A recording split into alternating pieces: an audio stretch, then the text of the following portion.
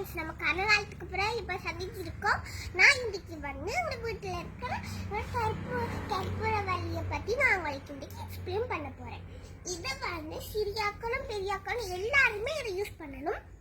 அதாவது இதை வந்து நம்மளுக்கு ரொம்ப சளி முட்டி இருந்தா, அதாவது இருமல்களுக்கு, நம்ம தடுமல்களுக்கெல்லாம் நம்ம இதை யூஸ் பண்ணி கொள்ளலாம். இதை வந்து எப்படி யூஸ் பண்ணி கொள்றேன்னு இப்போ நான் உங்களுக்கு சொல்கிறேன். இதில் ஃபர்ஸ்ட் ஒரு 2-3 இலையை எடுத்துக்கொள்ளுங்க. எடுத்துட்டு நம்ம வந்து நல்லா அரைச்சி கொள்ளணும். அரைச்சிட்டு ஒரு சாறு அப்படியே எடுத்து உங்களுக்கு ரொம்ப கழிச்சிச்சுன்னா நம்ம என்ன சொல்றேன், சீனியையும் கலந்து குடிக்கலாம்.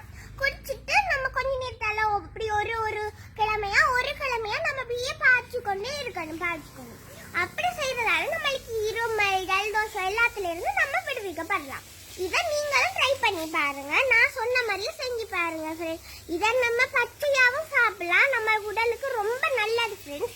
நீங்களும் உங்களை வீட்டில் இருந்தால் கண்டிப்பாக உங்களுக்கு இருமலுக்கு, ஜலதோஷத்துக்கெல்லாம் நீங்கள் இதை யூஸ் பண்ணிக்கொள்ளுங்க. பாய்.